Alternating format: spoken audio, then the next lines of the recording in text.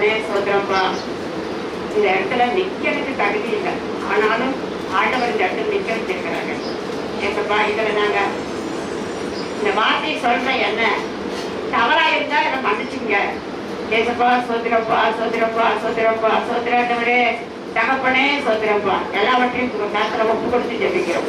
எல்லா துதிகளை மணிக்கு எல்லாம் கொண்டே செலுத்துகிறோம். ஏசப்பா ஜெபிக்கிறோம். எனக்கு கொடுத்த முடிந்தது முடிந்ததுன்னா என்ன புரிஞ்சுது அப்படின்னு அவங்க சொன்னாங்க. உலகத்துல எல்லா காரியத்தையும் அவர் பிடிச்சாரு. எதை முடிச்சாருன்னா சொல்ல முடியாது, இதை முடிச்சாரு அதை முடிச்சாருன்னு சொல்ல முடியாது. எல்லா காரியத்தையும் முடிச்சு வந்தார். அவர் நல்லது கெட்டது எல்லா காரியத்தையும் முடிச்சார். சிலுவையில் எல்லாத்தையும் முடித்து அவர் சிலுவையில் தங்கினார். கடைசியா அவர் சொன்ன வார்த்தை முடிஞ்சு போச்சு. நாம கூட சொல்லுவோம், ஒரு காரியத்தை முடிஞ்சுட்டா அப்படின்னு கேட்போம். ஆனா இன்னும் முடியலைங்க அப்படின்னு சொல்லுவாங்க. ஆனா முடிஞ்ச பிள்ளைன்னு சொல்லுவாங்க. ஒரு அதாவது சாதாரண சொல்லுவாங்க, ரொம்ப நாளும் படுத்திருப்பாங்க ஒரு வயசானவங்க, முடிஞ்சு போச்சு அப்படின்னா அது கிடக்குது அப்படின்பாங்க. அப்புறம் போகாம என்ன சொல்லுவாங்க, அது முடிஞ்சு போச்சுங்க அப்படின்பாங்க. ரொம்ப இதாக சொல்லுவாங்க. அதனால முடிந்தது என்பது பல காரணம், பல வார்த்தைகள் இருக்கு.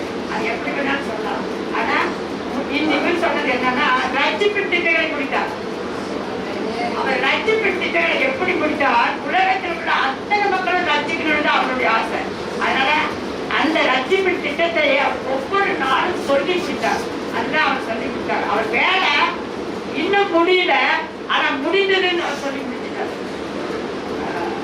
யோபு 8:7 சொல்றது, உங்களுடைய துக்கம் துவக்கம் அற்பமாக இருந்தாலும் உங்களுடைய முடிவு சம்பூர்ணமாக இருந்தது. அவருடைய துவக்கம் அற்பமாக இருந்துச்சு, ஆனா முடிவு எப்படி இருந்துச்சு? சம்பூர்ணமா இருந்துச்சு. யாராலையுமே அதை ஜீர்ணிக்க முடியாத அளவுக்கு சம்பூர்ணமா இருக்கும். அப்படிப்பட்ட காரியத்தை அவர் செஞ்சாரு.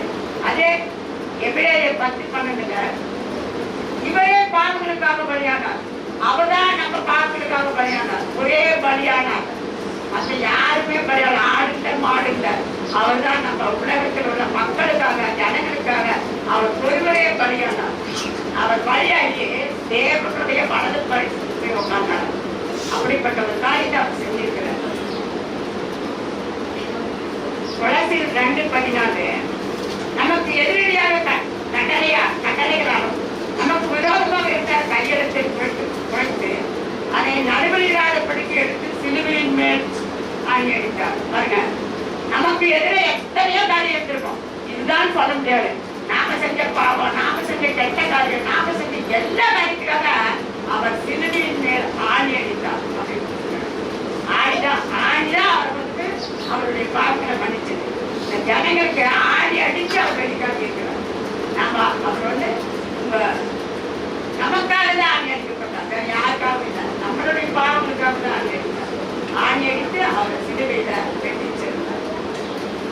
எபிரேயர்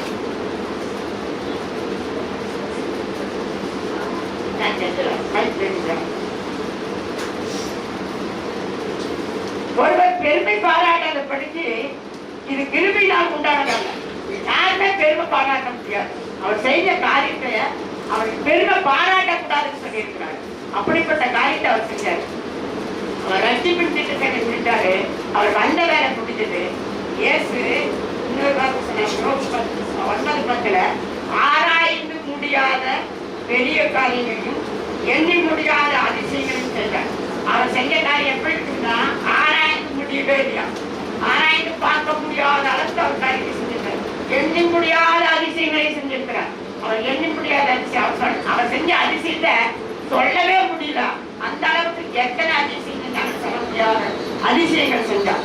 அவர் ரட்சிப்பு திட்டத்தை முடித்தார். அவர் வந்த வேலை முடிந்தது. அதுதான் முடிந்தது அப்படிங்கிறது அவர் காரணம். இயேசு காடியை வாங்கின பின் முடிந்தது என்று சொல்லி கதையை சேர்த்தார்.